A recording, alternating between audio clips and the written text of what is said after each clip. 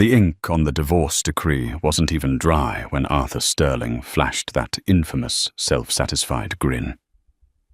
He looked at his wife Samantha across the mahogany table of courtroom 4B and whispered, "I told you you'd leave with nothing but the clothes on your back." He thought the gavel was about to seal his victory, freeing him to enjoy his late father's millions with his mistress. But he didn't see the envelope in Judge Halloway's hand. He didn't know that the dead man had spoken one last time. In seconds, that smirk would vanish, replaced by a horror that would destroy his entire life. This is the story of how a hidden will changed everything. The air inside the Honorable Judge Lawrence P. Halloway's courtroom in downtown Chicago was stale-smelling faintly of floor wax and old paper. It was a fitting atmosphere for the end of a 10-year marriage that had died long before the paperwork was filed. Arthur Sterling sat on the left side of the aisle, adjusting the cuffs of his bespoke Armani suit. He checked his reflection in the polished surface of the table, smoothing back a stray hair. He was 42, handsome in a sharp, predatory way, and currently he was the picture of unbothered confidence. To his right sat his attorney, Richard Thorne, a man whose hourly rate could feed a family of 4 for a month. Opposite them sat Samantha Sterling. At 39, she looked exhausted. Her blonde hair was pulled back in a severe, messy bun, and her simple grey cardigan seemed threadbare compared to Arthur's silk tie. She sat with her hands clasped tightly in her lap, her knuckles white. She looked small, defeated, exactly how Arthur liked her. "Mr. Sterling," Judge Halloway said, his voice gravelly and impatient. He peered over his spectacles, looking at the papers in front of him. "You understand that by signing this settlement, you are agreeing to the terms of the prenuptial agreement verified in 2014. Ms. Sterling receives the Honda Civic, her personal effects, and a one-time payment of $10,000. You retain the house in Lake Forest, the apartment in the city, all investment portfolios, and the entirety of the Sterling family trust." Arthur picked up the heavy fountain pen, twirling it between his fingers. He looked at Samantha, locking eyes with her. He wanted her to see this. He wanted her to feel the weight of his triumph. "I understand perfectly, Your Honor," Arthur said, his voice smooth. He leaned in, lowering his voice just enough so only the immediate table could hear. "Fair is fair, isn't it, Sam? You did say you didn't marry me for the money. Now you get to prove it." Samantha didn't look up. She just stared at the wooden grain of the table. "Just sign it, Arthur," she whispered, her voice trembling. "Please, let's just get this over with." Arthur smirked. That little twist of his lips was his signature. It was the face he made when he closed a hostile takeover. The face he made when he fired an employee. And the face he had made 3 months ago, when Samantha found the text messages from a 24-year-old fitness instructor named Isabella. "Don't rush me, darling," Arthur drawled. "I want to savor this." He put the pen to the paper. The scratch of the nib was loud in the silent room. He signed his name with a flourish, Arthur J. Sterling. He pushed the papers toward the center of the table and sat back, crossing his arms. He felt a rush of adrenaline. It was done. The timing was impeccable. His father, the legendary real estate tycoon, Harrison Sterling, had passed away just 7 days ago. The funeral had been a lavish affair, but for Arthur, it was merely a countdown. Harrison had been difficult, old-fashioned, and incredibly stubborn. He had never approved of Arthur's lifestyle. The fast cars, the faster women, the ruthless business tactics that bordered on illegal. But Harrison was traditional, Arthur was his only son. The estate, valued at nearly $80 million, was about to transfer to Arthur free and clear, and because he was divorcing Samantha, now she wouldn't see a dime of that inheritance. It was a masterstroke of legal timing.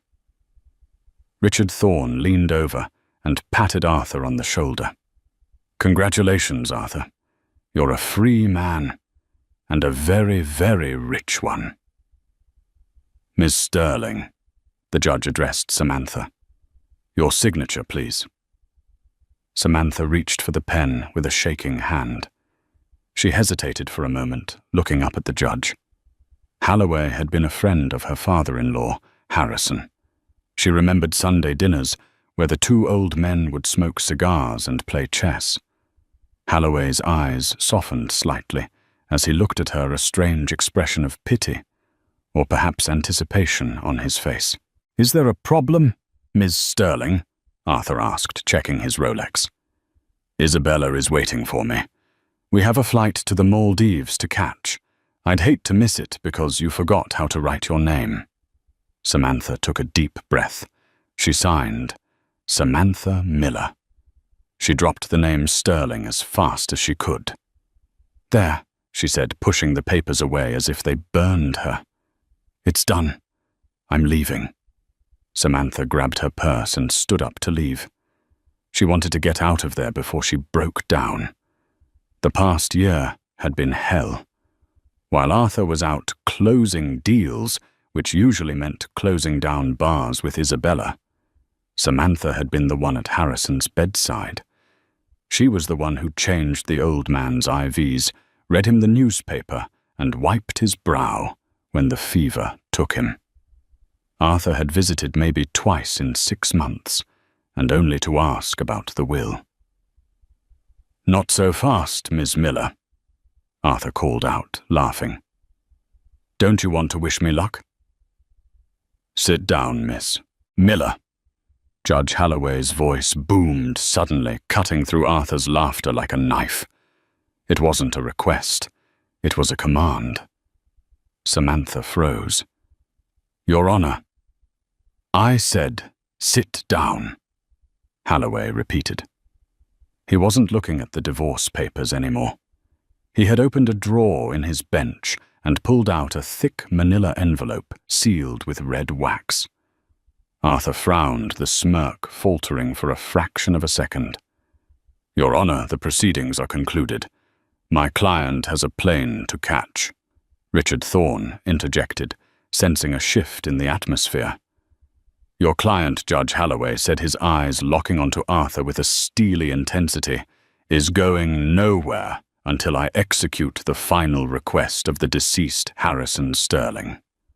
Arthur scoffed. "My father? What does this have to do with my divorce? The will is being probated by the firm of Davis & Lee. This is family court. This," Holloway held up the envelope, "is a testamentary caveat, a legal instrument your father entrusted to me personally, to be opened only after the dissolution of your marriage was signed, but before the divorce decree was stamped by the court." The room went deadly silent. The air conditioner hummed, sounding like a roar in the quiet. Arthur's smirk was gone now, replaced by a furrowed brow of confusion. "I don't understand," Arthur said, his voice losing its smooth edge. "You don't have to understand, Arthur," Holloway said, breaking the wax seal with a loud crack. "You just have to listen." Judge Holloway took his time. He pulled a pair of reading glasses from his breast pocket, cleaned them slowly with a handkerchief, and placed them on his nose. He unfolded the document, the parchment crinkling under the microphone. Samantha sat back down slowly, her heart pounding. She looked at the judge, then at Arthur. For the first time in years, Arthur looked genuinely unsettled. He was gripping the armrests of his chair so tightly, his knuckles were white. "This document," Judge Holloway began, his voice projecting clearly through the courtroom, was drafted and notarized inside Harrison Sterling's hospice room 3 days before his death. Witnesses were myself and the chief of medicine at St. Luke's Hospital. 3 days, Arthur blurted out. That's impossible. My father was delirious. He couldn't draft a legal document. I'll contest this. You will be silent. Halloway slammed his hand on the bench. Your father was lucid, Mr. Sterling. In fact, his mind was sharper than it had been in months. He knew exactly what he was doing, and he knew exactly what you were doing. Arthur's mouth snapped shut. Richard Thorne whispered frantically in his ear, probably telling him to keep quiet before he was held in contempt. I will read the statement from Harrison Sterling now, the judge said. He looked down at the paper and began to read. To my son Arthur, if you are hearing this, it means you have successfully divorced Samantha. It means you have prioritized your greed and your lust over the only woman who ever truly loved you or me. It means you sat across from her and forced her to sign away her dignity while you gloated about your victory. Samantha gasped, covering her mouth with her hand. Tears welled up in her eyes. Harrison had seen. He had known. The judge continued, his voice steady. You believe, Arthur, that you have been clever. You waited until I was in the ground to finalize the divorce so that the inheritance would be yours alone, classified as separate property, untouchable by Samantha. You assumed that because I was dying I wasn't paying attention. You were wrong. Arthur's face was turning a shade of crimson. This is ridiculous, he hissed. It's a lecture from the grave. Can we go? Read the next clause, Your Honor. Richard Thorne said, his voice tight.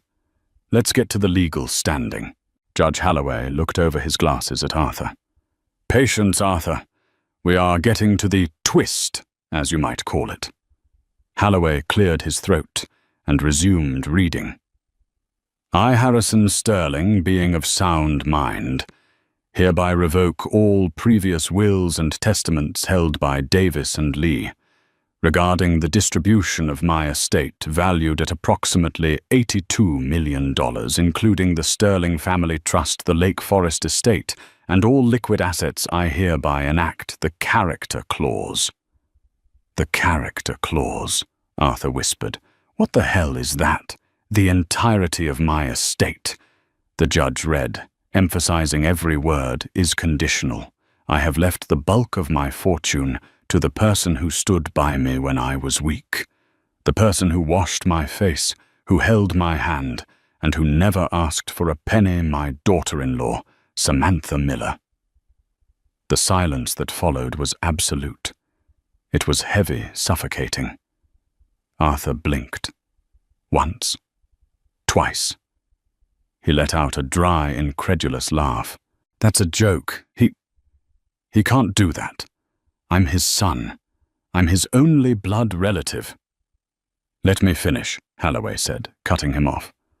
However, the judge read, I know my son. I know he will try to fight this. So I have added a stipulation. If Arthur and Samantha are still happily married at the time of my death, the estate is split 50-50. But if Arthur initiates divorce proceedings, or if the divorce is signed within 30 days of my death, the following distribution applies. Halloway paused, looking directly at Arthur. To my son Arthur, I leave the sum of $1. This is to ensure you cannot claim you were forgotten. I also leave you my old toolbox located in the garage. Perhaps if you learn to work for a living, you will understand the value of $1. To Samantha Miller, provided she has signed the divorce papers under duress or unfair terms as witnessed by my executor, I leave the remainder of the estate. 100%. No, Arthur shouted, jumping to his feet. His chair flew back and hit the wall with a loud clatter. That's insanity. Undue influence, He pointed a shaking finger at Samantha. She poisoned him against me. She manipulated a dying old man. Sit down, Mr. Sterling. The bailiff took a step forward, hand resting on his belt. I won't sit down. This is fraud. Arthur was screaming now, the veins in his neck bulging. The cool, arrogant businessman was gone. In his place was a desperate, angry child. She gets nothing. I signed the prenup. The divorce papers. The divorce papers, Judge Halloway interrupted calmly, are signed. You signed them, Arthur. You smirked while you did it. By signing them, you activated the condition of the will. You legally severed your ties to Samantha, and in doing so, you severed your ties to the fortune. Halloway picked up the divorce decree Arthur had just signed. The court acknowledges the dissolution of the marriage. Samantha Miller is now a single woman. And as per the probate documents filed with this court this morning, she is also the sole beneficiary of the Sterling estate. Arthur looked at the papers on the table. The ink he had stared at so proudly just minutes ago now looked like a death sentence. He had signed his own disinheritance. He turned to his lawyer. Richard, do something, fix this. Richard Thorne was slowly packing his briefcase. He didn't look at Arthur. The will seems watertight, Arthur. Harrison used the in terrorem clause. If you contest it, you lose even the $1. And frankly, my retainer was based on the expectation of your inheritance. Richard clicked his briefcase shut. We'll need to discuss how you plan to pay my outstanding bill for today. I don't accept toolboxes. Arthur stood alone in the center of the courtroom. He looked at Samantha. Samantha was still sitting stunned. She hadn't moved. She looked up at the judge, then at Arthur. The shock was fading, replaced by a slow realization. Harrison hadn't just left her money. He had given her freedom. He had given her justice. She stood up slowly. She picked up her cheap purse. She looked at Arthur, who was breathing heavily, his face pale, his eyes wide with panic. Arthur, she said softly. He looked at her, a glimmer of hope in his eyes. Sam, listen. We can fix this. We can tear up the papers. The judge hasn't stamped them yet. We can... No, Samantha said. Her voice was stronger now. You wanted this. You wanted to be free of me. You wanted to go to the Maldives with Isabella. She walked past him, heading toward the heavy wooden doors of the courtroom. Sam, wait, baby, please. Arthur lunged toward her, but the bailiff stepped in his way. Samantha paused at the door. She didn't look back. Enjoy the toolbox, Arthur. Your father always said you needed to fix a few things about yourself. She pushed the doors open and walked out into the hallway, leaving Arthur Sterling screaming in a room that suddenly felt very, very small. But the story didn't end there. Arthur Sterling was not a man who gave up easily, and $80 million was enough money to make people do dangerous things. As Samantha stepped into the elevator, she didn't know that Arthur was already formulating a plan, one that didn't involve lawyers, but rather people who operated in the shadows. The will had been read, but the war had just begun. Samantha walked out of the courthouse and into the blinding midday sun of Chicago. The city noise horns, honking the rumble of the L train. The chatter of pedestrians felt distant, like she was hearing it underwater. She clutched the manila envelope containing her copy of the will to her chest, as if it were a life preserver in a stormy sea. She didn't feel rich. She didn't feel triumphant. She felt nauseous. The adrenaline that had sustained her through the confrontation with Arthur was draining away, leaving her knees weak. She sat on a concrete bench near the fountain, taking deep, shaky breaths. $82 million. It was a number that didn't make sense. For the last 10 years, she had to ask Arthur for grocery money. She had to produce receipts for every purchase over $50. She had been a prisoner in a gilded cage, and now suddenly she owned the cage and everything in it. Her phone buzzed. It was a text from her sister Jessica. "Are you okay? Did he sign it? Are you free?" Samantha typed back, her fingers trembling. "He signed. It's over. But you need to come pick me up. Something happened. Something big." While Samantha was trying to steady her breathing, Arthur Sterling was hyperventilating in the underground parking garage. He sat in his silver Porsche 911, the engine idling. He had been sitting there for 20 minutes, staring at the concrete wall. He had tried to call Richard Thorne 5 times. Each time it went straight to voicemail. The lawyer, sensing the sinking ship, had already cut communications. "Damn it!" Arthur screamed, slamming his fists against the steering wheel until the horn blared, echoing through the garage. He needed a plan. He needed cash. He needed to get to the bank before the probate court froze the accounts. Judge Holloway had said the paperwork was filed this morning, but surely there was a lag time.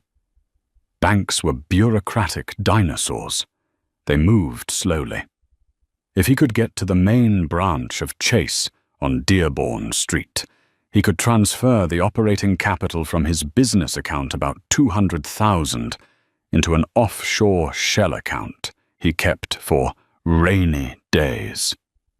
He threw the car into reverse tires, screeching, and sped out of the garage. He drove aggressively, weaving through traffic, ignoring red lights. He pulled up to the bank, leaving the Porsche in a loading zone.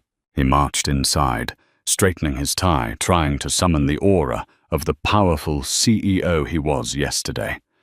He approached the teller, a young woman named Sarah, who knew him well. "Mr. Sterling." She smiled, though it looked a bit strained. "How can I help you? I need to make a wire transfer." Arthur said, his voice clipped. "International. 200,000. Immediate authorization." Sarah typed on her keyboard. She frowned. She typed again. "I'm sorry, Mr. Sterling," she said, her voice dropping to a whisper. "The system is flagging the account." "Flagging it? For what?" "It's my company account. It says, deceased estate, probate hold. The executor has placed a freeze on all assets connected to the Sterling Family Trust and its subsidiaries." Arthur felt the blood drain from his face. "That's a mistake. That's my business account. It's separate from my father's estate." "The account is under the umbrella of Sterling Holdings, sir," Sarah said apologetically. "Harrison Sterling was the primary signatory. You were the secondary. With his passing and the alert we received 10 minutes ago from the court." 10 minutes, Arthur whispered. He was 10 minutes too late. "Is there anything else? My personal checking?" Arthur asked, desperation creeping into his voice. Sarah checked. "You have a balance of $4,300. However, there is a pending transaction from the Diamond Vault for $12,000 that was attempted an hour ago. It was declined." The bracelet. He had ordered a diamond tennis bracelet for Isabella as a celebration gift. Arthur turned around and walked out of the bank without saying another word. He felt dizzy. He had $4,000 to his name. The lease on his penthouse apartment in the city was due next week, $6,000 a month. The payments on the Porsche were $2,000. He was insolvent. He got back into his car, and his phone rang. The screen flashed, "My goddess, Isabella." He took a deep breath. He had to play this cool. If Isabella knew he was broke, she would be gone, faster than the money. He needed her. He needed her connections, her support, maybe even a loan, until he could sue Samantha and get his money back. "Hey, baby," Arthur answered, forcing a cheerful tone. "I'm just leaving the bank, dealing with some boring paperwork for the inheritance." "Arthur." Isabella's voice was cold. Ice cold. "Where are you?" "I'm coming to pick you up. We have that flight to the Maldives at 6, remember?" "Don't bother," she said. "What? What do you mean?" "I saw the news, Arthur. TMZ picked it up. Billionaire real estate tycoon leaves everything to estranged wife in shocking twist. You're trending on Twitter, #TheToolboxAir. Arthur closed his eyes. "Bella, listen to me. It's a legal hiccup. I'm going to fight it. I'll win. It's just a matter of time." "I don't have time," Isabella snapped. "And I certainly don't have time for a 40-year-old man who lives out of a toolbox. You promised me a lifestyle, Arthur. You promised me the sterling fortune. If you don't have it, we don't have us. You greedy little—" "Save it," she cut him off. "I cancelled the tickets, and Arthur, do not come to my apartment. The concierge has been instructed to call the police if you set foot in the lobby. Goodbye." The line went dead. Arthur stared at the phone. He threw it into the passenger seat. He was alone.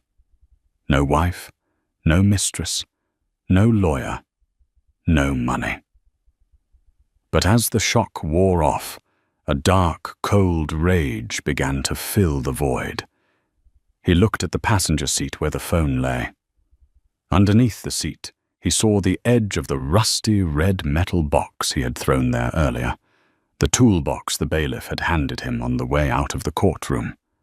He reached down and dragged it up. It was heavy, covered in grease and scratches. A Craftsman box from the 1980s. "You think this is funny, Dad?" Arthur hissed at the box. "You think you taught me a lesson?" He didn't open it. He didn't want to see the wrenches and hammers that represented the manual labor his father had always idolized and Arthur had always despised. "I'm not done," Arthur muttered, gripping the steering wheel. "Samantha thinks she's won. She has no idea who she's dealing with." He started the car. He wasn't going to the Maldives. He was going to Lake Forest. He was going to the family estate. Legally, it might be hers. But possession was 9/10 of the law, and he wasn't leaving that house without a fight. The Sterling estate in Lake Forest was a sprawling mansion set on 5 acres of manicured gardens, hidden from the road by high brick walls and wrought iron gates. It was the house Arthur had grown up, in the house he had kicked Samantha out of 6 months ago. It was late afternoon by the time Samantha arrived. She was in the passenger seat of her sister Jessica's beaten-up Ford Explorer. Jessica, a fiery redhead with a no-nonsense attitude, was driving with one hand and holding a cigarette out the window with the other. "I still can't believe it," Jessica said, shaking her head. "Old man Harrison actually did it. I always thought he was a grump, but turns out he was a genius." "He was just sad," Samantha said softly, looking out the window at the passing trees. "He missed his wife. He hated what Arthur had become. He told me once that money was like salt water. The more you drink, the thirstier you get. He watched Arthur drowning and couldn't save him." "Well, Arthur is about to drown for real," Jessica said, turning the car onto the private drive leading to the estate. "So what's the plan?" "We go in, change the locks, and pop some champagne." "I just want to get my things," Samantha said. "My grandmother's quilt, my photo albums." "Arthur locked them in the guest room and wouldn't let me take them when I left. I don't care about the rest yet." They pulled up to the massive iron gates. Usually they were closed, requiring a code. Today they were standing wide open. "That's not right," Samantha frowned. The security system should be auto-locked. Jessica slowed the car. Maybe the staff left them open. Arthur fired the staff last week to save money before the inheritance came in, Samantha said. The house should be empty. They drove up the long driveway. As the house came into view, Samantha gasped. Arthur's silver Porsche was parked on the front lawn, not the driveway, the lawn leaving deep tire tracks in the pristine grass. The front door of the mansion was wide open. "He's here," Samantha whispered, fear clutching her throat. "Let him be here," Jessica said, unbuckling her seatbelt aggressively. "It's your house now, Sam. You have the papers." Jessica, no. He's dangerous when he's angry. We should call the police and wait 20 minutes while he trashes the place. Jessica opened her door. "I'm not scared of Arthur Sterling." Samantha scrambled out of the car, clutching her phone. She followed Jessica up the stone steps. The inside of the house was quiet. Too quiet. "Arthur!" Jessica yelled, her voice echoing in the grand foyer. "Get your ass out here!" A crash came from the library down the hall, the sound of glass shattering. Samantha ran toward the sound, Jessica close behind. They stopped at the doorway of the library. The room was a wreck. Books were pulled off the shelves. The antique globe was smashed on the floor. And there, standing by the fireplace, was Arthur. He was holding a fire poker in one hand and a bottle of expensive scotch in the other. He looked disheveled, his tie undone, his eyes wild and bloodshot. He turned and saw them. A twisted smile spread across his face. "Welcome home, wifey," he slurred. "I was just redecorating." "Get out, Arthur," Samantha said, trying to keep her voice steady, though her legs were shaking. "The house is mine. You know it is." "Yours." Arthur laughed, a harsh barking sound. He swung the fire poker, smashing a lamp on the desk. "You think because a senile old man signed a piece of paper you own this? I grew up here. I built the Sterling name while he sat around rotting." "You didn't build anything," Samantha shouted, finding a sudden surge of courage. "You spent it.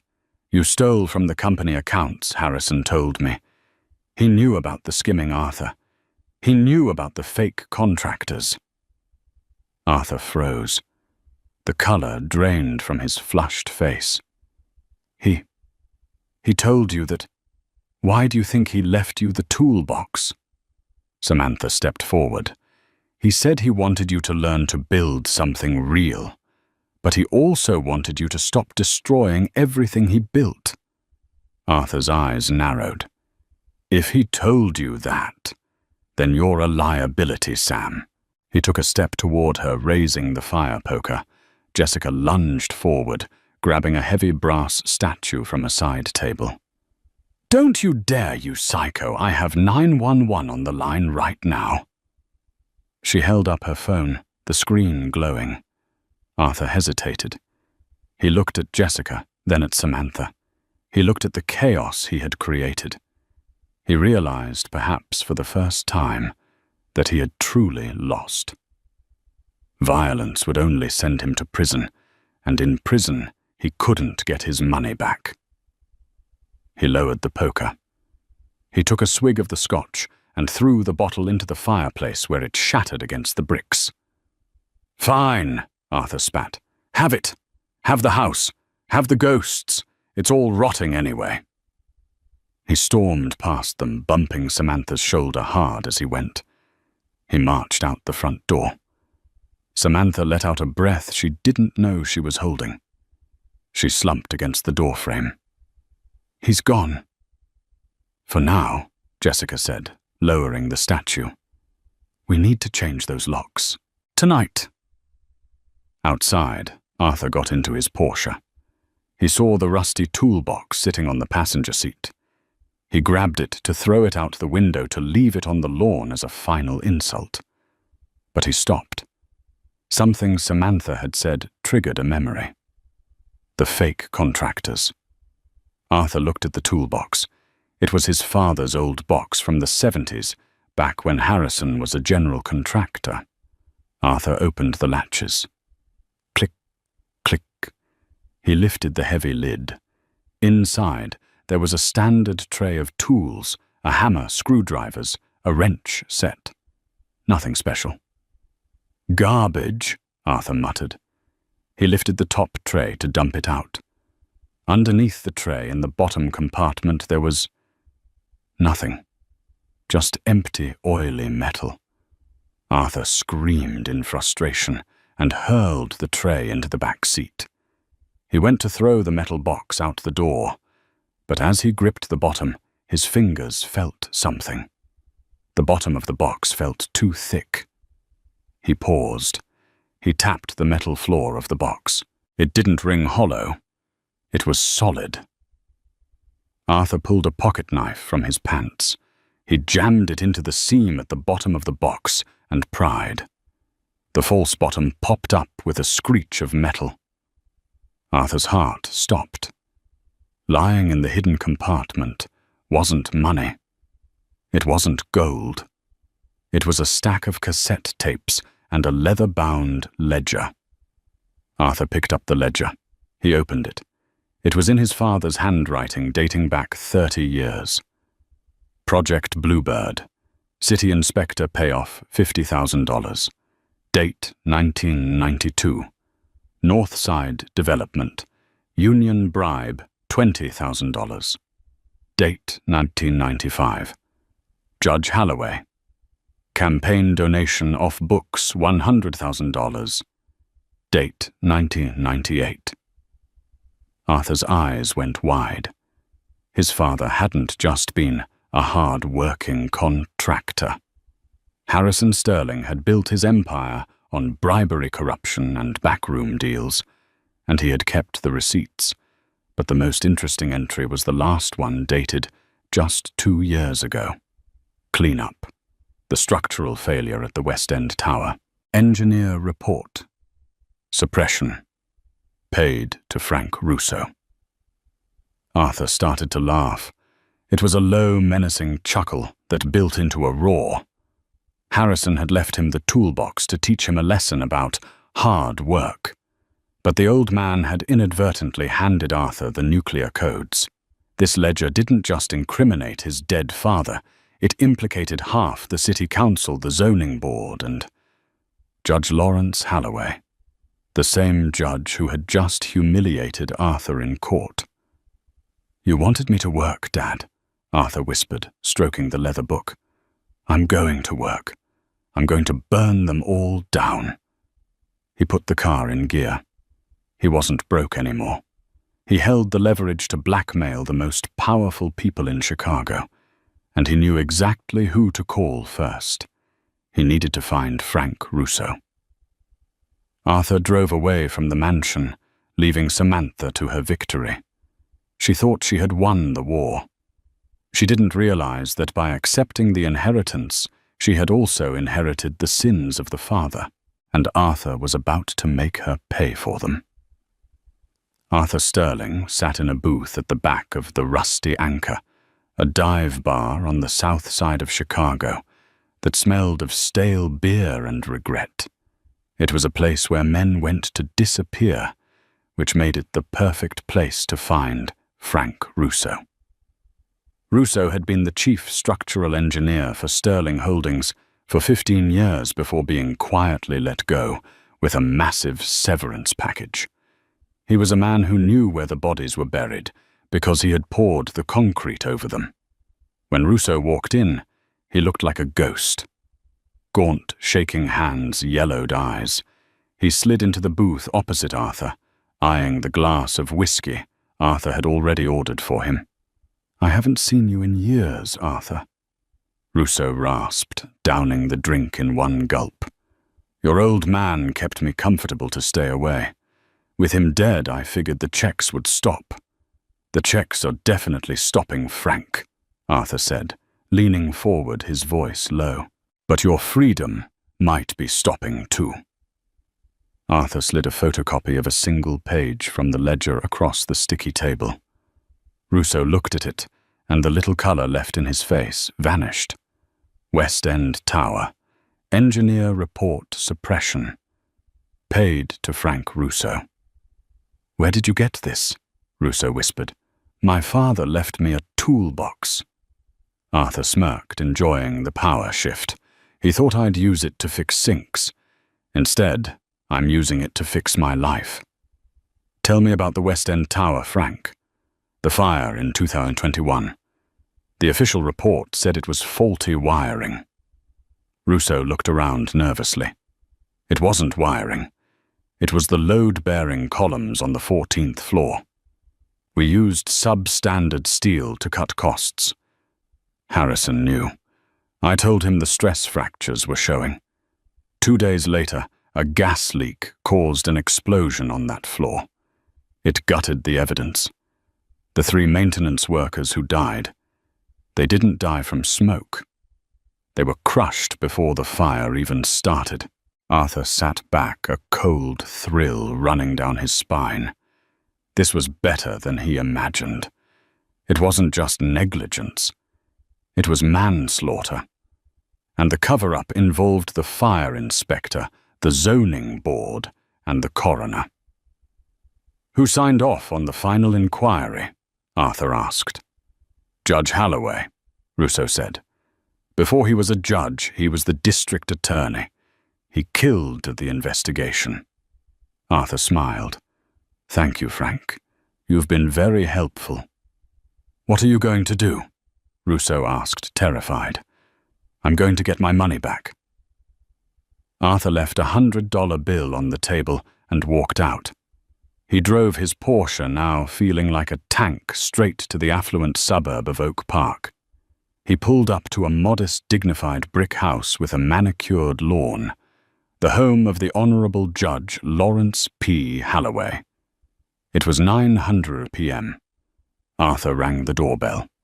Holloway opened the door wearing a smoking jacket, looking every bit the respectable pillar of the community. When he saw Arthur, his face hardened. "Mr. Sterling, if you are here to harass me about the probate ruling, I will have you arrested for trespassing." "Ussing. I'm not here about the will, Lawrence," Arthur said, using the judge's first name with deliberate disrespect. "I'm here about the West End Tower." Holloway froze. The door, which he was about to close, remained open. "May I come in?" Arthur asked politely. Holloway stepped aside wordlessly. They went into the study, the same room where Holloway likely drafted his moralizing speeches. Arthur didn't sit. He stood by the fireplace, pulling the black ledger from his jacket. "You gave a very moving performance in court today, Judge," Arthur began, "lecturing me about character, about greed. It was touching. But I'm curious. How much did my father pay you to look the other way, when 3 men were crushed to death in 2021? Holloway sank into his leather chair. He looked suddenly very old. "Arthur, you don't understand. It was a different time. Your father, he was a forceful man." "I don't care about the past," Arthur snapped. "I care about my future. Specifically the $82 million you just handed to my ex-wife." "I can't change the will," Holloway stammered. "It's a legal document. It's done." "You're a judge. You can do anything," Arthur said, opening the ledger to the page marked 1998. "You can issue an emergency injunction. You can claim there was a procedural error. You can claim Samantha exercised undue influence on a dying man and freeze the assets pending a criminal investigation. You can tie this up in court for 10 years until she starves." That's unethical. It's illegal." Arthur tossed the ledger onto the judge's lap. "And this legal? Because if I don't see an injunction freezing Samantha's accounts by tomorrow morning, I'm taking this book to the FBI. I'll go to prison for my part in the company, sure. But you'll die in federal prison, Lawrence. You'll be the disgraced judge who took blood money." Holloway stared at the book. His hands were shaking. He looked up at Arthur, hate burning in his eyes. "You really are your father's son," Holloway whispered. "No," Arthur corrected him, buttoning his jacket. "My father had a conscience. That's why he kept the book. I don't have one. That's why I'm going to win." Arthur walked to the door. "Tomorrow morning, Judge, 9:00 a.m., or the book goes public." Arthur whistled as he walked back to his car. He had done it. He had played the trump card. But he wasn't done yet. Samantha had embarrassed him. She had pitied him. And for that, she had to pay. He picked up his phone and dialed a number he hadn't used in years. It was a contact saved simply as Cleaner. "Yeah," a gritty voice answered. "It's Sterling," Arthur said. "I have a job. I need you to plant something in a house in Lake Forest, and then I need you to make an anonymous tip to the police." "What are we planting?" "Drugs," Arthur said coldly. "A lot of them. Enough to make sure she doesn't just lose the money. I want her to lose her freedom." Samantha Sterling woke up in the master bedroom of the Sterling Manor. The morning sun was streaming through the silk curtains, but the house felt cold. It was too big for one person. Jessica had left early to take her kids to school, promising to return later with boxes. Samantha was alone. She wandered down the grand staircase, her footsteps echoing on the marble. She made herself coffee in the cavernous kitchen that had never seen a home-cooked meal in decades. She felt like an intruder in her own life. She decided to go to Harrison's study. It was the one room she had avoided yesterday. It was the heart of the house, the place where the empire was run. The study was dark, smelling of tobacco and old leather. Samantha walked to the massive oak desk. It was cluttered with papers, but in the center there was a single clean white envelope. It had her name on it. Samantha. Her hands trembled as she picked it up. She recognized Harrison's shaky handwriting. She opened it. "My dearest Samantha, if you are reading this, the storm has passed and you are the owner of everything I built. I am sorry for the burden this places on you. Money is heavy, my dear. It changes people. But I must warn you, I did not leave Arthur the toolbox just to mock him. I left it because it was a test. Inside that box is a false bottom. It contains the records of my sins.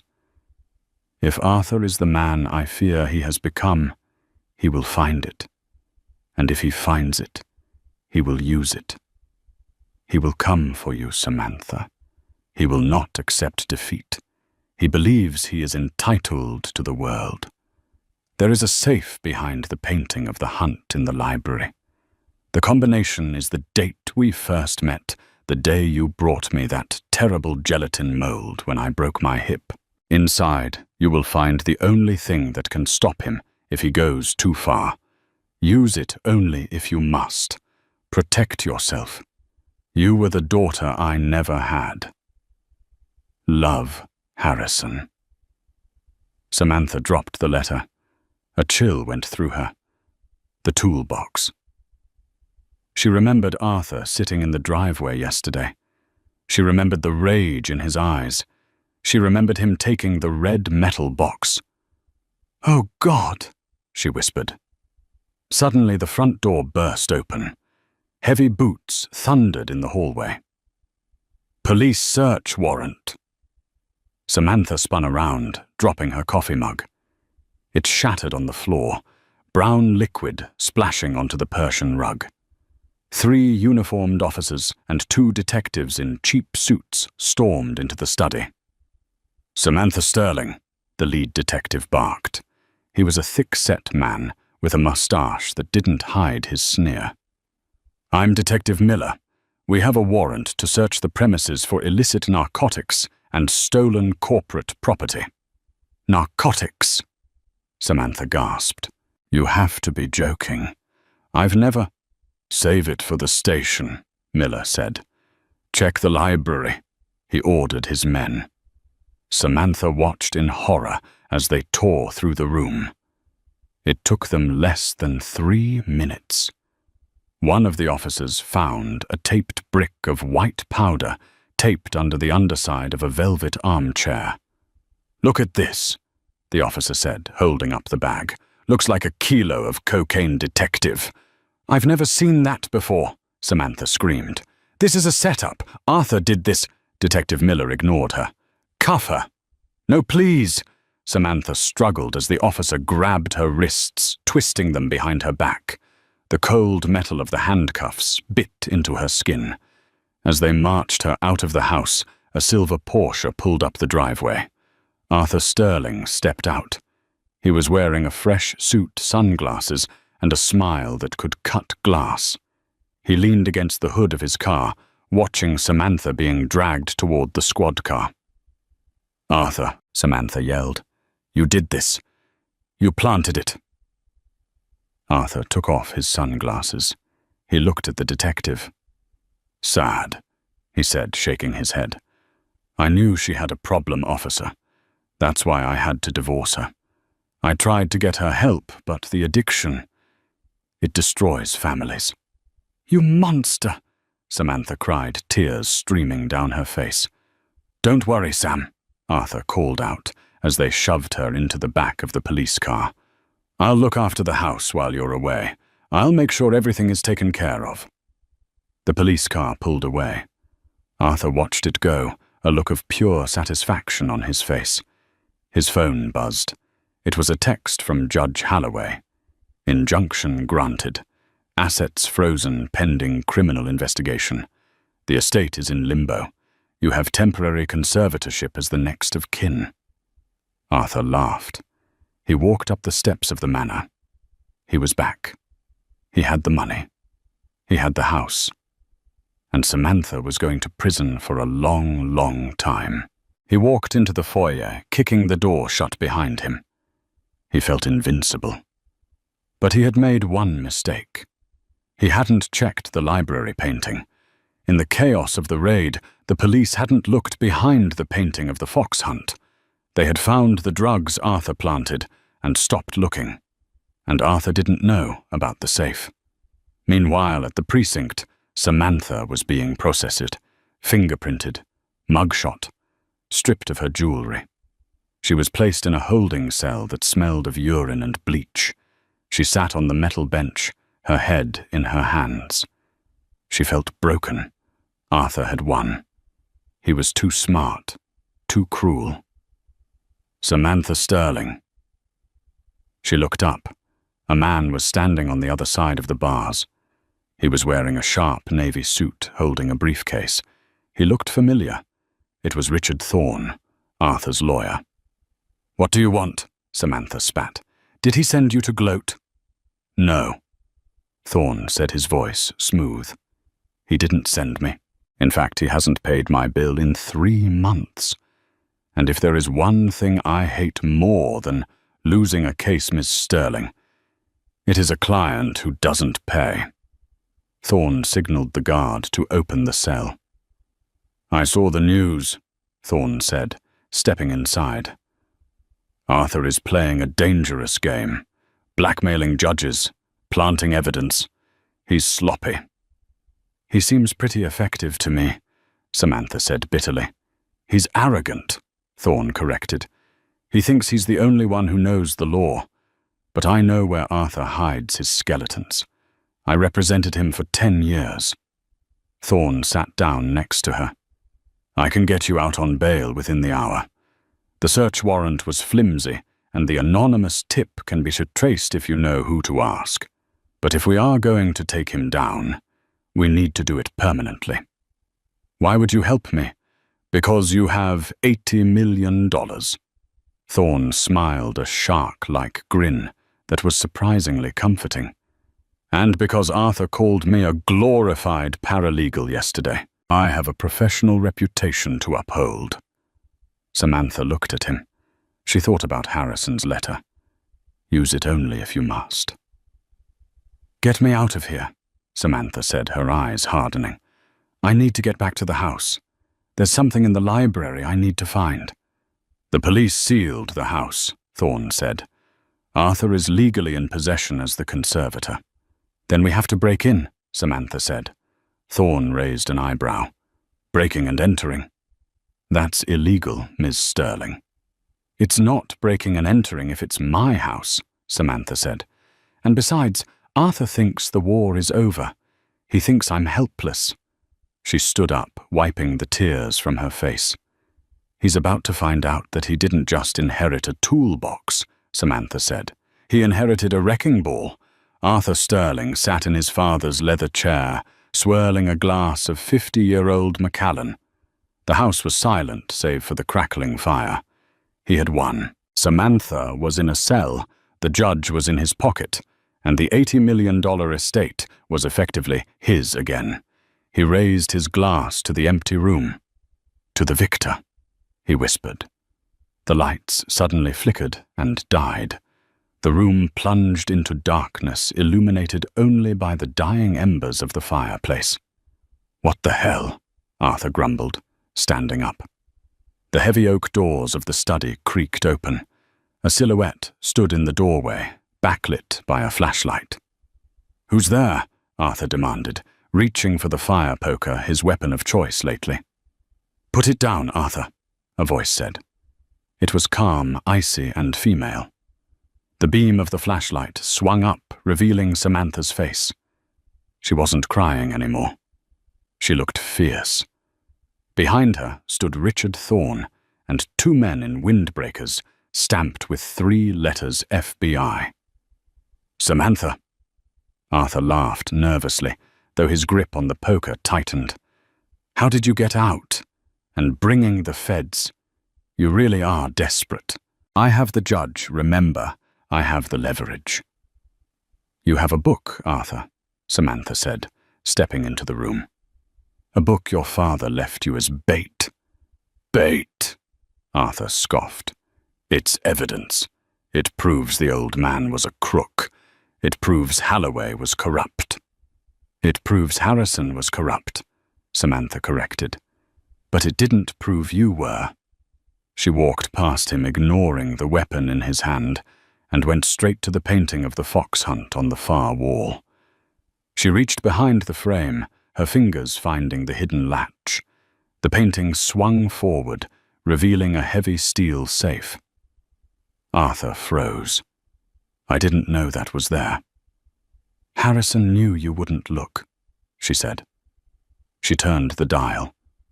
Left to 10. Right to 14. Left to 20. The date they met. The safe clicked open. Inside there was no money. Just a single digital voice recorder and a stack of files. Samantha picked up the recorder and pressed play. Harrison's voice filled the room, raspy but clear. Arthur, if Samantha is playing this, it means you used the ledger to blackmail Judge Holloway. You took the easy way out, just like I knew you would. Arthur's face went pale.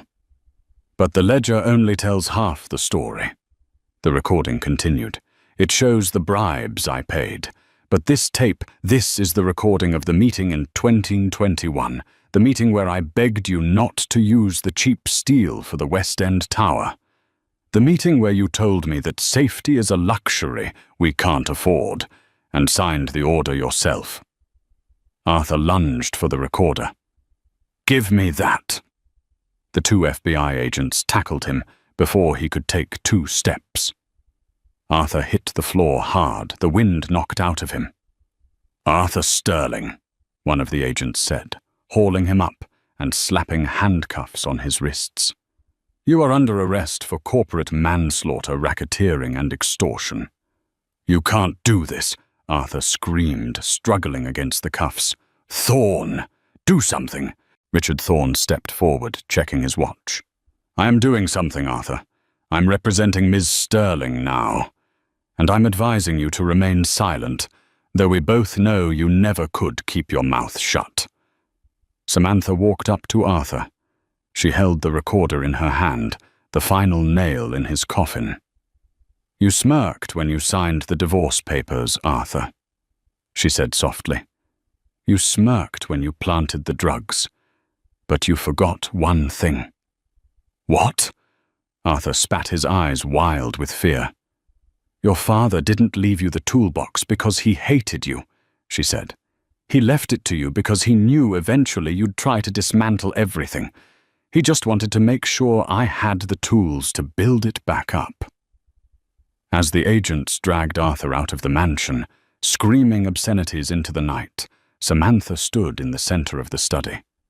She looked at Thorne, who gave her a respectful nod. She looked around the room. The oppressive weight of the house was gone. The ghosts had been exorcised. She walked to the desk and picked up the phone. Who are you calling? Thorne asked. The press. No. Samantha said, a small smile touching her lips. I'm calling the staff. I think it's time to give everyone their jobs back. And then I'm going to redecorate. In the end, Arthur Sterling got exactly what he deserved. He traded a life of luxury for a 10-year sentence in a federal penitentiary. The toolbox heir became a cautionary tale in Chicago high society. Samantha Sterling used the inheritance not for yachts or private jets, but to set up a foundation for families affected by construction negligence, starting with the victims of the West End Tower. She proved that while money can reveal a person's character, it is integrity that defines their legacy. Harrison Sterling's final gamble had paid off. The empire was finally in safe hands. Did this story keep you on the edge of your seat? If you enjoyed seeing justice served and the arrogant billionaire get taken down, please smash that like button. It really helps the channel. Don't forget to share this video with a friend who loves a good drama, and subscribe for more twisted tales of betrayal and revenge. Let me know in the comments. Would you have opened the safe? Thanks for watching.